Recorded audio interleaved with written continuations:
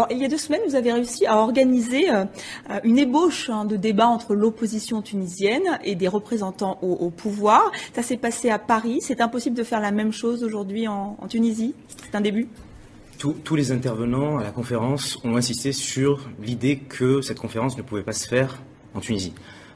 Nous, on le regrette, mais on a estimé qu'il fallait que cette conférence ait lieu. Elle a eu lieu à Paris, elle a eu lieu à Sciences Po, et on peut considérer que c'est un événement exceptionnel pour une raison simple, c'est que pour la première fois, les partis d'opposition et les proches du régime, ou certains membres du régime de Ben Ali, ont discuté ensemble. Qu'est-ce que vous cherchez à faire avec ce genre d'initiative? L'idée simple, c'est que il y a ce sentiment qu'en Tunisie, il y a une tendance au macartisme, c'est-à-dire que quand vous discutez avec les gens du pouvoir, ils vous disent « vous ne pouvez pas approcher, vous ne pouvez pas discuter avec des gens de l'opposition ». Puisque si vous discutez avec des gens de l'opposition, vous êtes opposant. Donc vous, ils vous considèrent comme un opposant? Ils pourraient me considérer comme étant un opposant. Mais pour l'opposition, les choses se passent à peu près de la même manière. C'est-à-dire que si vous discutez avec des gens du régime, on considère aussi que vous êtes acquis au régime. Nous, on a considéré qu'il y avait un intérêt général qui primait et puis qu'il fallait que ces gens-là débattent ensemble. Quitte à être taxés de suppôts du régime d'un côté, quitte à être taxés de suppôts de l'opposition d'un autre. Vous êtes pragmatique ou naïf? On essaie de l'être. On est obligé d'être pragmatique en Tunisie.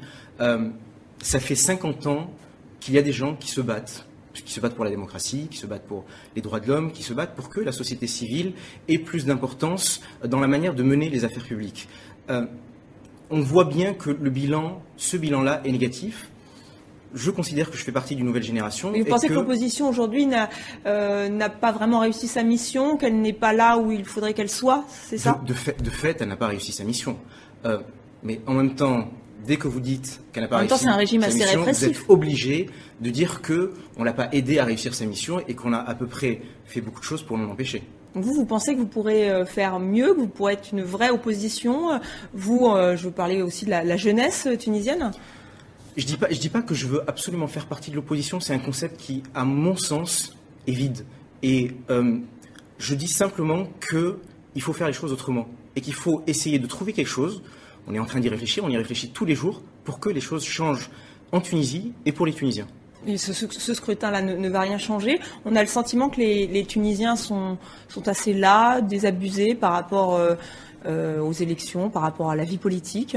C'est la chose la plus inquiétante. C'est vraiment la chose la plus inquiétante pour une raison simple. Vous avez plusieurs rapports qui soulignent les atteintes aux droits de l'homme en Tunisie. Amnesty International, AFIDH, beaucoup de militants aux droits de l'homme.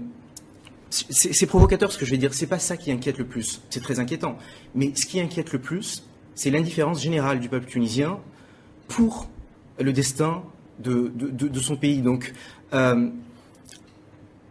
justement, comment changer, comment inverser la tendance? Comment vous expliquez cette lassitude, vous? Elle s'explique facilement. Vous avez un régime qui a essayé et réussi à dépolitiser la société civile. Vous savez, en Tunisie, l'université a été pendant très longtemps un espace de contestation. La rue aussi, les espaces publics, tous ces espaces sont aujourd'hui fermés. Et vous, comment vous espérez justement remotiver cette jeunesse? Eh bien, je crois qu'il faut arrêter de faire des annonces, il faut arrêter de faire des communiqués où l'on se plaint de telle ou telle atteinte.